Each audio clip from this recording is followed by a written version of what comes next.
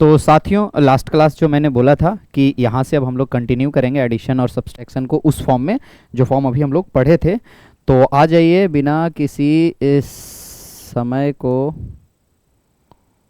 पीछे छोड़ते हुए सीधा हम लोग आते हैं addition and subtraction in component form. Component form में क्या होगा, अब आप लोग सीख गए कि एक कोई वेक्टर है, कोई एक गिवन वेक्टर है, उसको वेक्टर फॉर्म में एंगल कैसे लिख सकते हैं, मैग्नीट्यूड कैसे लिख सकते हैं, और इस टाइप का जो हमारा रेक्टेंगुलर कंपोनेंट सिस्टम है उसमें कैसे लिख सकते हैं। मीन्स अगर आप लोग को अभी कोई कन्फ्यूज़न है तो मैं बता देता हूँ कि अगर कोई वेक्टर है 5 एंगल 45 डिग्री, ये भी एक तरीका वेक्टर लिखने का, तो 5 उस वेक्टर का मैग्नीट्यूड है, 45 डिग्री वो एंगल बना रहा है जो उन्होंने रेफरेंस बोला होगा। अब पूछिएगा कि कहाँ से 45 डिग्री, तो जो उसने रेफरेंस बोला होगा। इसको दो तरीके से लिख सकते हैं, 5 cos 45 इंटू आई प्लस 5 sin 45 इंटू जे। एकदम बिल्कुल 5 cos 45 1/√2 होगा इंटू आई प्लस साइन 45 भी 1/√2 होता है, सॉरी 5 ऊपर रहेगा ना, बाय 1/√2 होता है इंटू जे। तो ये वेक्टर और इसमें क्या डिफरेंस है, इसका मैग्नीट्यूड 5 है इस वेक्टर का, और एंगल 45 डिग्री है, रेफरेंस है, जो भी रेफरेंस होगा, मतलब एक्स एक्सिस अभी रेफरेंस है इसमें। ठीक है, तो यहाँ तक ठीक हो गया। अब आइए कि इसी फॉर्म में एडिशन करने से देखिए कितना फ़ायदा होगा। देखिए प्रॉब्लम कहाँ था कि जब हमको एडिशन दे देता इस फॉर्म में, हम क्यों एडिशन पढ़ रहे इस फॉर्म में, हम वेक्टर का एडिशन तो पढ़ चुके हैं ना ऑलरेडी, पहला के हेड पे दूसरा का टेल, रिजल्टेंट पहला के टेल से दूसरा का हेड तक। तब बोला ना बार बार आप root under A square plus B square plus 2ab cos theta करना होता है ना, यहाँ सिर्फ फाइनल स्टेज में कीजिए, उतना मत कीजिए। बोला अच्छा कैसे दिखाइए, बोला देखिए दो वेक्टर जब आपको मैं दूँ तो आपको ऐसे जोड़ना है। देखिए कोई वेक्टर आप देंगे तो उसका x कंपोनेंट होगा, y कंपोनेंट होगा और z कंपोनेंट होगा। ठीक है, और ये आई कैप लगने का मतलब है x डायरेक्शन का वैल्यू दिखा रहा है, y डायरेक्शन का और z डायरेक्शन। उसी तरह से दूसरा वेक्टर हो सकता है, तो जब भी a प्लस बी जोड़ने देना तो इसका जो x कंपोनेंट में जा रहा है, इसका जो x कंपोनेंट में जा रहा है उसको ऐड कर दीजिए। क्यों, उस पर भी आएंगे, यही तो साइंस है। क्यों कर देंगे हम अभी तुरंत आ रहे हैं। तुरंत जो पहला क्लास पढ़ा होगा वेक्टर का उसको ही यहाँ आसानी होगी, बाकी सब फंसेंगे। ठीक है, आप बोला कि बी वाला जो y डायरेक्शन में जा रहा है वो दोनों को जोड़ दीजिए, ए वाई, ये बी वाई जुट गया, ए जेड। क्योंकि हम आपको अगर याद हो, मैं पढ़ा रहा था जब, तो मैं बोला था ध्यान से सुनिएगा कि कोई दो वेक्टर अगर 0 डिग्री पर जा रहा है तो उसका आप वेक्टोरियल एडिशन कीजिए या फिर सिंपली जोड़ दीजिए, अलजेब्राइक एडिशन कर दीजिए, बात बराबर होगा। किनको याद है ये बात, मैं क्या बोला था कि अगर दो वेक्टर एक ही डायरेक्शन में जा रहा है, एकदम पैरेलल, जो इसका डायरेक्शन वही, मैं मैग्नीट्यूड का बात नहीं कर रहा हूँ, बस डायरेक्शन का। मीन्स ये वेक्टर का हो सकता है मैग्नीट्यूड 5 और इस वेक्टर का हो सकता है मैग्नीट्यूड 7, दो वेक्टर, लेकिन जा दोनों रहा। अगर ये एक्स एक्सिस से 30 डिग्री तो ये भी एक्स एक्सिस से 30 डिग्री, अगर ये एक्स एक्सिस से 0 डिग्री तो ये भी एक्स एक्सिस से 0 डिग्री, अगर एक्स एक्सिस से 266 डिग्री तो ये भी एक्स एक्सिस से 266 डिग्री। ऐसा है तो ये दोनों को वेक्टर जोड़ने के लिए हमको root under A square plus 2b square plus B square plus 2ab cos theta लगाने की जरूरत नहीं है, डायरेक्टली 5 + 7 कर दीजिएगा, वही होगा। और एंगल, और इसका एंगल क्या होगा, तो मैग्नीट्यूड, एंगल वही होगा जो पहले से इसका है। अगर एक्स एक्सिस की तरफ तो एक्स एक्सिस, वाई एक्सिस की तरफ तो वाई एक्सिस से 45 डिग्री तो वाई एक्सिस, तो एंगल उसका वही रह जाएगा और मैग्नीट्यूड डायरेक्टली ऐड हो जाएगा जब दोनों सेम डायरेक्शन में। तो यही तो अभी मैं बता रहा हूं भैया कि यहाँ पे दो वेक्टर हमको दिया ना ए और बी, उसका एक्स कंपोनेंट। अब ये वेक्टर देखिए, ये जो बी वेक्टर है, देखिए अब ए वेक्टर इन्होंने क्या लिखा, बहुत ध्यान से समझिएगा, सिर्फ कंसेप्ट है ये लोग, ये सब ए एक्स आई प्लस ए वाई जे प्लस ए जेड के। ठीक है, यही है। तो इसमें ए एक्स क्या है, अब पहले ए वेक्टर जो है वो तीन वेक्टर से मिलकर बना, ये तो पक्का है। And this three are the components of this vector and component is itself a vector, तो ये कंपोनेंट इटसेल्फ एक वेक्टर है, तो तीन वेक्टर से मिलकर बना। अब बी वेक्टर दूसरा आया, वो आया बी एक्स आई बी वाई जे प्लस बी जेड के, यह आया दूसरा वेक्टर। अब इसका डायरेक्शन क्या है देखिए, तो आई के तरफ, और इसका डायरेक्शन क्या है, इसका भी आई के तरफ, मतलब ये भी एक्स एक्सिस की तरफ जा रहा है, ये भी एक्स एक्सिस की तरफ जा रहा है। ये vector A X vector B X vector, ठीक है, ए वेक्टर नहीं, ए एक्स वेक्टर, सिर्फ ए एक्स वेक्टर ए के डायरेक्शन में जा रहा है। अब बी एक्स वेक्टर भी ए आई के डायरेक्शन में, एक्स के डायरेक्शन में जा रहा है, ये भी एक्स के डायरेक्शन। तो दोनों वेक्टर जब एक डायरेक्शन में जा रहा है तो हम उसको डायरेक्टली ऐड कर देंगे। कर देंगे ना। तो इसीलिए बोला कि एडिशन में डायरेक्टली ए एक्स प्लस बी एक्स कर दीजिएगा, और इसका डायरेक्शन पहले जहाँ जा रहा था उधर ही इधर जा रहा था।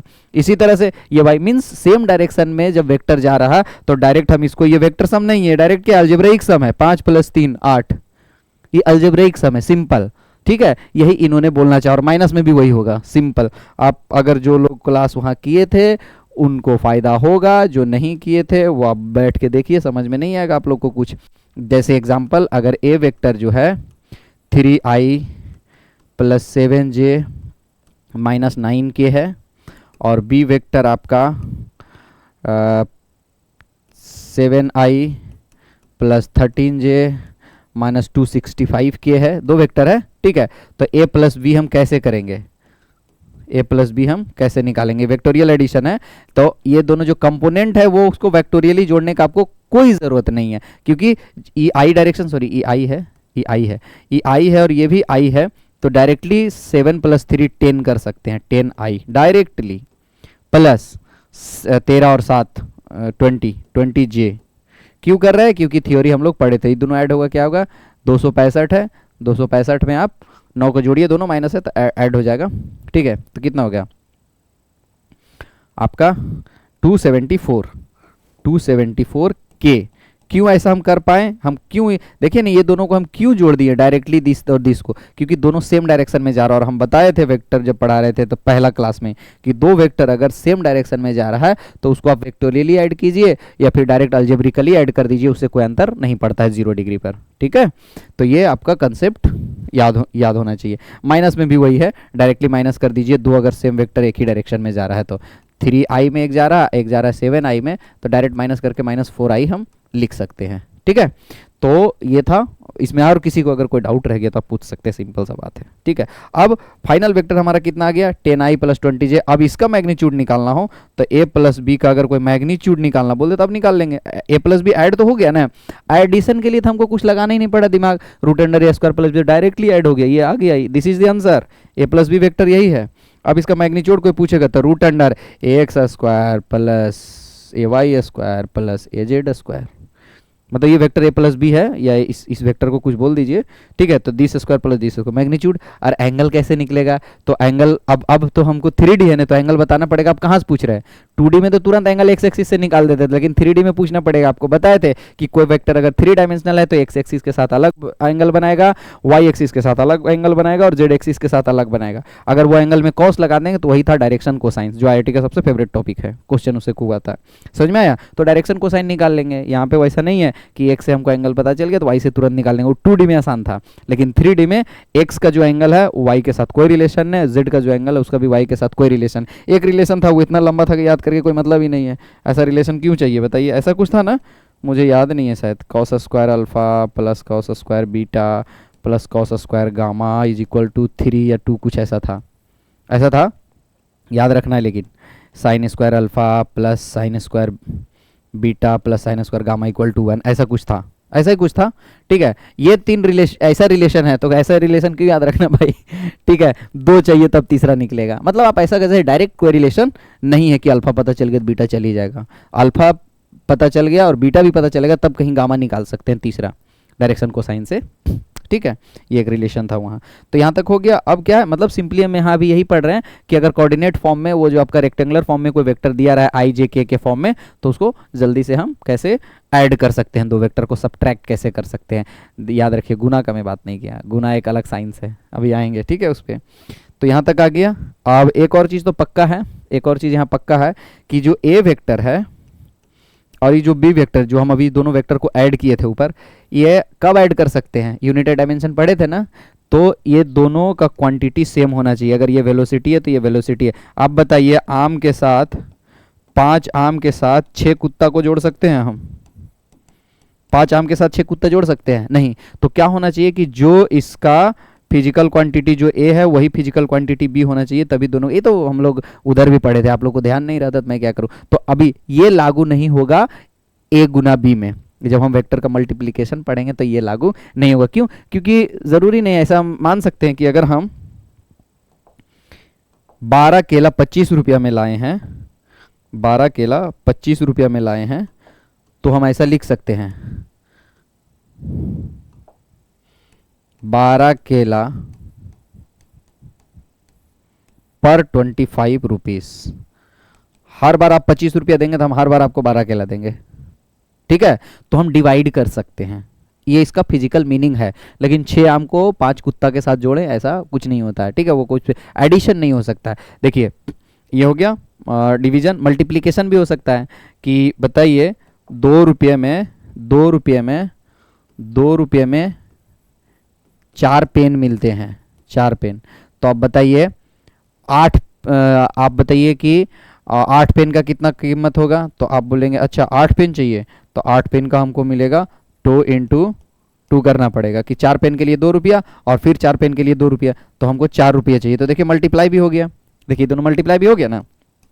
तो हम ऐसा कर सकते हैं। इसके बाद एक और कर सकते हैं मल्टीप्लिकेशन। कैसे मल्टीप्लिकेशन और कहाँ कर सकते हैं? 1 ओवर में 4 रन, 1 ओवर में 4 रन, ठीक है। तो 4 ओवर में 16 रन मल्टीप्लाई कर दिए। मतलब रन और ओवर, रन और ओवर दो अलग अलग फिजिकल क्वांटिटी है ना। रन अलग फिजिकल क्वांटिटी है और ओवर एक अलग फिजिकल क्वांटिटी, लेकिन दोनों को देखिए मल्टीप्लाई कर दीजिए। क्यों? क्योंकि मल्टीप्लिकेशन से कोई फिजिकल मीनिंग निकलता है कि भैया 1 ओवर में 4 रन बन रहा, तो 4 ओवर में 4 चौक 16 रन बनेगा। तो 4 चौक 4 को 4 से मल्टीप्लाई कर दिया, और ये दोनों जो 4 और 4 मल्टीप्लाई किए, एक ओवर और दूसरा क्या है? रन है। तो दो अलग अलग फिजिकल क्वांटिटी है। तो दो अलग अलग फिजिकल क्वांटिटी डिवाइड करने के लिए हम इंडिपेंडेंट है, मल्टीप्लाई करने के लिए इंडिपेंडेंट है, पर सब्ट्रैक्शन और एडिशन नहीं अलाउड है, ठीक है। उसमें सेम फिजिकल क्वांटिटी ही रखना पड़ेगा। समझ में आया? ठीक है। तो वही हम आपको बताने वाले थे। ये हो गया। तो ये जो मल्टीप्लिकेशन पे, जैसे अब कोई बोले सर फिजिकल एग्जांपल दीजिए ना, आप तो ये तो हम लोग सब भी पढ़े हैं। फिजिकल एग्जांपल दीजिए, लिखिए फिजिकल एग्जांपल लीजिए, बहुत बढ़िया एग्जांपल देते हैं। Force per unit area equal to pressure. लो भैया आ गया। फोर्स अलग फिजिकल क्वांटिटी है और एरिया अलग फिजिकल क्वांटिटी, दोनों का आप डिवाइड कर दिए, बढ़िया से प्रेशर निकल लिया। अच्छा हाँ, फिर एक और बताइए सर ऐसा ही कुछ गुना वाला। बोले देखिए वेलोसिटी जो होता है वो क्या होता है? वेलोसिटी क्या होता है? डिस्प्लेसमेंट अपॉन टाइम, ठीक है। मल्टीप्लिकेशन मैं बता रहा हूँ, जस्ट डिस्प्लेसमेंट अपॉन टाइम। तो डिस्प्लेसमेंट क्या होगा? डिस्प्लेसमेंट वेलोसिटी से क्या हो जाएगा? टाइम मल्टीप्लाई हो जाएगा, वेलोसिटी इनटू टाइम। अब देखिए वेलोसिटी क्या है? अलग फिजिकल क्वांटिटी है और टाइम अलग फिजिकल क्वांटिटी, लेकिन दोनों को मल्टीप्लाई किए तो एक बढ़िया चीज आया डिस्प्लेसमेंट। तो मल्टीप्लिकेशन दो अलग अलग फिजिकल क्वांटिटी का अलाउड है। अब देखिए इसमें टाइम भले स्केलर क्वांटिटी, वेक्टर स्केलर वो अलग चीज है, उस पर मैं नहीं आ रहा हूँ, ठीक है। पर दो अलग अलग फिजिकल क्वांटिटी को हम मल्टीप्लाई कर सकते हैं, फिजिकल मीनिंग उसका निकलता है। डिवाइड कर सकते हैं, उसका भी फिजिकल मीनिंग निकलता है, ठीक है। लेकिन ऐड नहीं कर सकते। अब बताइए तो फोर्स को थोड़ा एरिया में जोड़िए, क्या निकलेगा? कुछ नहीं, मीनिंगलेस बात, मीनिंगलेस बात, ठीक है। तो कभी भी इस टाइप से अलग अलग फिजिकल क्वांटिटी को आप ऐड मत कीजिएगा, पर आप गुना और भाग के लिए इंडिपेंडेंट है, उसका मीनिंग बनता है फिजिक्स में, ठीक है। तो ये हो गया। अब नेक्स्ट आइए, कहाँ गए भैया? इधर है क्या? हाँ इस साइड है, देखिए।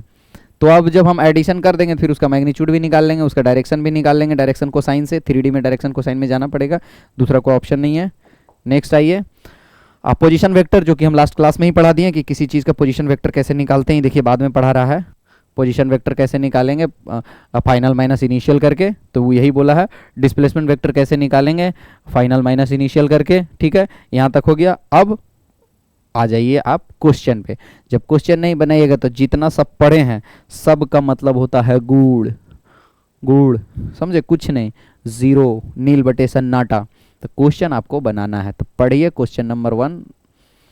आसान क्वेश्चन ही आपको दे रहे हैं, धीरे धीरे आपका देखिए। आप मैं अभी जो भी क्वेश्चन बना रहा हूँ धीरे धीरे आपका लेवल को इम्प्रूव करने का कोशिश करें। एक बार इम्प्रूव हो जाएगा फिर सीधा IIT का क्वेश्चन पटकेंगे और फिर क्वेश्चन को हम लोग पटकेंगे। पहले क्वेश्चन को बोर्ड पे, फिर हम लोग उसको पटकेंगे, ठीक है। Determine that vector which when added to the resultant of P and Q gives a unit vector along x axis. वाह भैया, बोला है कि कोई एक वेक्टर हमको बताइए। Determine that vector, that vector means एक कोई दैट वेक्टर है जिसको आपको निकालना है। Determine that vector which when added to the resultant of P and Q, P and Q के रिजल्ट में ऐड करेंगे। एक हमको ऐसा वेक्टर बताइए जो P और Q के रिजल्टेंट में जोड़ने पे पी और क्यू के रिजल्टेंट में जोड़ने पे जो रिजल्ट आए फाइनल, ये दोनों क्या बोला फिर से सुनिए ध्यान से, वो बोला कि एक vector R vector that is P plus Q, पहले तो पी और क्यू के जोड़िए, इससे एक रिजल्टेंट वेक्टर आएगा, हम बोला बिल्कुल आएगा। अब इसमें हम क्या जोड़ें, आर में हम क्या जोड़े, तो मान लो वो वेक्टर हमको नहीं पता है, मान ले वो वेक्टर का नाम है जेड वेक्टर। कौन सा वेक्टर जोड़े कि दोनों का जो एडिशन हो ना उसका वैल्यू आई के बराबर आए, सिर्फ आई के बराबर। क्वेश्चन यही बोला, फिर से पढ़िए। देखिए बोला है कि we determine that vector which when added to the resultant of P and Q, तो पहले पी एंड क्यू का रिजल्टेंट हम निकाल लिए, इसी में ऐड करना है वो वेक्टर को, और उसका रिजल्ट जो है अ unit vector along X axis, और इसी को हम आई बोलते हैं। जो बढ़िया से क्लास किए उसको पता होगा कि unit vector along X axis is I, unit vector along Y axis is equal to J, unit vector along the Z axis is equal to K vector, K cap, मतलब आई कैप, जे कैप और के cap. ठीक है, तो यही इन्होंने बोला कि ये दोनों के रिजल्टेंट में कौन सा वेक्टर जोड़े कि फाइनल रिजल्टेंट जो आए वो सिर्फ आई आए। तो कौन बड़ी बात है, पी और क्यू को जोड़ के पहले आर निकालिए और उसमें एक अननोन वेक्टर हमको नहीं पता उसको जोड़ के आई के बराबर कर दीजिए, आंसर आ जाएगा। देखिए क्या करना है, पहले तो वेक्टर याद होना चाहिए पी क्यू, तो देखिए हम आर निकाल रहे हैं, R vector equals to P vector plus Q vector. तो अब पी वेक्टर क्यू वेक्टर अब याद करने की जरूरत है, आई को एक साथ जोड़िए, वाई को एक, जे को एक साथ और के को एक साथ, तो 2 और 1 3 आई। अब एक्सपर्ट हो गए आप। 7 और 2 9 जे, और -10 में 3 जुड़ेगा तो -7 आएगा। ठीक है, तो आर वेक्टर आ गया। अब यही बोला कि आर वेक्टर में क्या जोड़े, तो हम बोले ना जेड जोड़िए ना, यही निकालना और आंसर आना चाहिए आई। तो लिख दीजिए आर वेक्टर तो अभी ऊपर निकला पता है, 3i plus 9j minus 7k plus Z vector जो हमको नहीं पता इसी को निकालना इज इक्वल्स टू आई। अब आई को इधर ले आइए और जेड को उधर ले जाइए, जेड को इधर ही रहने दीजिए, बाकी को उधर ले जाइए, तो जेड वेक्टर यही मेरा आंसर है, जेड वेक्टर इक्वल टू आई में 3i उधर जाकर माइनस होगा तो 3i तो -2i बचेगा। ठीक है, और आई सिर्फ लिखा, इसका मतलब जे कंपोनेंट 0 और के कंपोनेंट 0, बाकी नहीं है, तो उधर जाएगा तो -9j और ये उधर जाएगा तो +7k। तो यही आंसर है मेरा, दिस इज द आंसर। किसी को दिक्कत नहीं होना चाहिए। देखिए कहीं किसी को अगर डाउट रह जाए तो आप कमेंट सेक्शन में ज़रूर पूछ लीजिएगा। -2i -9j +7 के आंसर क्या है, देखिए -2i -9j +7 के यही आंसर है। ठीक है, तो आप एक्सपर्ट हो गए हैं, आप बना लेंगे, आराम से बना लेंगे। अगला क्वेश्चन है कि the sum of 3 vectors shown in the figure is 0। The sum of 3 vectors, 3 vector है, तीनों को एडिशन 0 है, मतलब फाइनल रिजल्टेंट का वैल्यू 0 है। ठीक है, रिजल्टेंट का मैग्नीट्यूड 0 का मतलब रिजल्टेंट का मैग्नीट्यूड 0 है। ठीक है, मतलब कोई भी हमको वेक्टर जो फाइनल निकला होगा, मान लो कि एल वेक्टर निकला होगा फाइनल, उसका मैग्नीट्यूड जो हम √√a² + b² + 2ab cos theta जो करेंगे वो 0 है। यही बोला क्वेश्चन कि फाइनल रिजल्टेंट 3 वेक्टर का the sum of 3 vector shown in the figure is 0, what is the magnitude of OB and OC। Very good, देखिए ये 3 वेक्टर दिया हुआ है, OB OA एंड OC, ये तीनों को ऐड करेंगे तो उसका वैल्यू 0 आ रहा मैग्नीट्यूड। ठीक है, तो बताइए कि OB और OC का क्या वैल्यू है, OB का वैल्यू बताइए लेंथ, और OC कौन सा, इसका लेंथ बताइए। ठीक है, तो हम निकालते हैं, देखिए क्या करेंगे। अब जब भी इस टाइप का क्वेश्चन आए एकदम ध्यान से अब सुनिए, तो हम क्या करते हैं, अभी तक हमने क्या पढ़ा है कि 0 वेक्टर मतलब x कंपोनेंट भी 0, i भी 0 होगा, उसका j भी 0 होगा और k भी 0 होगा। 0 वेक्टर में 0, ऑल डायरेक्शन 0, कोई भी एक डायरेक्शन में वैल्यू आ गया तो फिर तो नॉन 0 हो जाएगा ना, तो सब डायरेक्शन में 0। तो सबसे पहले ये जो OC दिख रहा है, OC किधर जा रहा है, बीच में, ना x के तरफ जा रहा, ना y के तरफ जा रहा, ना z के तरफ जा रहा। और हम लोग एक्सपर्ट किस में है कि x दे दीजिए भैया, अभी एक्सपर्ट हम लोग किस में है, इसका x उसका x के साथ जोड़ देते हैं, i के साथ, j का j के साथ जोड़ देते हैं, k का k। अब e एक ऐसा वेक्टर OC दिया, ना x में जा रहा ना y में, ये अलग डायरेक्शन पकड़ लिया। हम बोला अच्छा भैया हमने क्या पढ़ा है, क्या पढ़ा, हम पढ़े वेक्टर रेजोल्यूशन। आप किधर भी जाइए हम आपको खींच के ले आएंगे एक्स वाई पे। अब बोलेगे काहे खींच के लाइएगा भैया, तो क्योंकि हमको जोड़ने में आसानी होता है। तो अभी हम बताए थे पढ़ते समय कि जब आसानी होगा तब तोड़ेंगे आपको। ठीक है, तो तोड़ लेते हैं, क्या दिक्कत है, छोड़िए। अब आइए इधर, तो इसका 2 डायरेक्शन टूटेगा, ये वेक्टर का एक, देखिए ई वेक्टर का 2 एक्स वाई में, एक इधर टूटेगा, ये नेगेटिव एक्स है, ये नेगेटिव एक्स है। अगर हम इसको एक्स एक्सिस और इसको वाई एक्सिस मानते हैं, तो ये क्या है, ये निगेटिव एक्स है। देखिए ये वेक्टर का दो कंपोनेंट होगा, एक इधर एक इधर। पढ़े थे ना कि कोई वेक्टर का दो म्यूचुअली परपेंडिकुलर में टूटेगा, तो एक एक्स में टूटेगा, एक पॉजिटिव वाई में और निगेटिव एक्स में। तो क्या होगा, ये लेंथ जो पढ़े हैं उसको ये लेंथ निकालने में 1 सेकेंड नहीं लगेगा। ये लेंथ ये है ओसी, ओसी का वैल्यू हमको नहीं पता है, ओसी लिख देते हैं, ओसी का वैल्यू ओसी कॉस 45, ओसी कॉस 45 डिग्री, ये 45 दिया हुआ इन्होंने। और ये लेंथ कितना होगा, ये वाला ओसी साइन 45 डिग्री। नहीं तो पाइथागोरस ट्रायंगल बनाइए और फटाफट अपने से निकालिए, हमको याद है निकाल दिया। ठीक है, ओसी का लेंथ अभी नहीं पता है, वही हमको निकालना है। तो ये तो पता हो गया ना कि ये ओसी का जो इस पे कंपोनेंट होगा, इस पे ये ओसी, ओसी कॉस थीटा, ये ओसी साइन थीटा। अब क्या हुआ, इस वेक्टर को मैंने भूल जाइए, अब इस वेक्टर का कंपोनेंट हम एक्स वाई में तोड़ दिया, तब उसको भुला जाइए, उसका जरूरत है नहीं। अब देखिए कि y में, अब देखिए जब हमको टोटल रिजल्टेंट ही जीरो है, जो ओरिजिनल रिजल्टेंट है उसका वैल्यू ही जीरो है, इसका मतलब i कंपोनेंट भी जीरो है, j कंपोनेंट भी जीरो है और k कंपोनेंट भी जीरो है। क्वेश्चन ही ऐसा बोला कि जो फाइनल रिजल्टेंट है वो जीरो है। तो अब जीरो लाने के लिए क्या, कि जितना पॉजिटिव x में जा रहा होगा उतना ही निगेटिव x में आ रहा होगा। तो ए पक्का ना, तभी तो बैलेंस करेगा, जितना फोर्स इधर खींच रहा है उतना फोर्स इधर कर रहा है, तो जीरो हो जाएगा इस डायरेक्शन में, x डायरेक्शन में। तो जीरो कैसे होगा, इस इधर कौन सा वेक्टर जा रहा है, ओ बी, और इधर क्या जा रहा है, अभी जो निकाले थे ओसी कॉस 45, ये तो इधर जा रहा है ये कंपोनेंट। तो एक बात तो पक्का हो गया यहाँ से, क्या पक्का हो गया कि ये इसको बैलेंस कर लेगा। मतलब टोटल एक्स में जितना जा रहा है उसको बैलेंस कर दीजिए, टोटल वाई में जा रहा है वो बैलेंस कर दीजिए, टोटल जेड में जा रहा है उसको बैलेंस। यहाँ तो 2D है, 3D तो है ही नहीं। तो क्या होगा, O C cos 45 must be equal to the O B, O B हो गया, इक्वेशन नंबर 1 बोल दीजिए। अब ये वाला भी बैलेंस होना चाहिए, तो ये वाला में नीचे 10 न्यूटन दिया हुआ देखिए क्वेश्चन में, और ऊपर क्या ओसी, ओसी साइन 45, तो ये भी जो है 10 न्यूटन बिल्कुल बराबर होना चाहिए किसके, ओसी, ओसी साइन 45 के। तो ओसी तो यहीं से आ गया भैया, साइन 45 1/√2 होता है, तो वो उधर जाके √2 मल्टीप्लाई हो जाएगा। तो ओसी का मैग्नीट्यूड तो आ गया 10√2, तो ओसी का वैल्यू 10√2 होगा, और ओसी एक बार आ गया तो यहाँ डाल दीजिए तो वो भी निकल जाएगा। तो 10√2 इंटू कॉस 45 वो भी निकल जाएगा।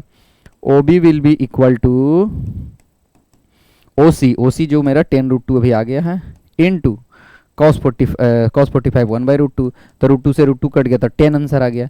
तो एक आंसर 10√2 और दूसरा 10, वाह देखिए वो भी ओसी दोनों निकल गया। देखिए एक 10 और एक 10√2 आ गया आंसर।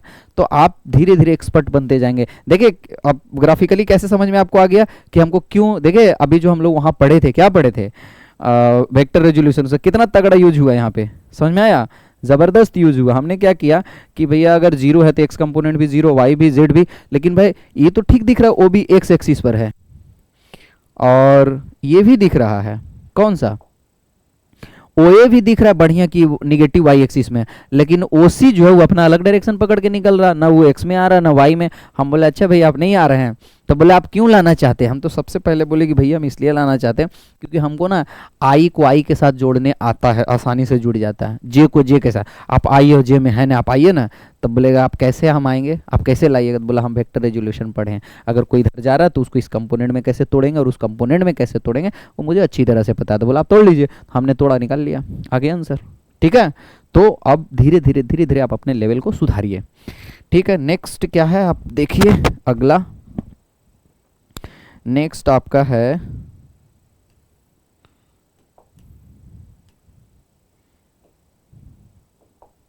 हाँ, एक और क्वेश्चन है, इसके बाद एक और क्वेश्चन है, चलिए बनाते हैं। और नहीं तो आप बोलेंगे तो इस क्वेश्चन को मैं नेक्स्ट सेशन में भी कर सकता हूँ, 2 क्वेश्चन आप देख लीजिए आज।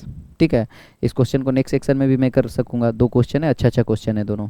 ठीक है, तो यहीं तक रहने दीजिए, ये 2 क्वेश्चन करते हैं, इसके बाद देखिए आपको यहाँ से साफ साफ दिख रहा होगा मल्टीप्लिकेशन ऑफ वेक्टर, देख रहे हैं, मल्टीप्लिकेशन ऑफ वेक्टर बहुत इंपॉर्टेंट, इसके बिना चलेगा ही नहीं आगे काम हमारा।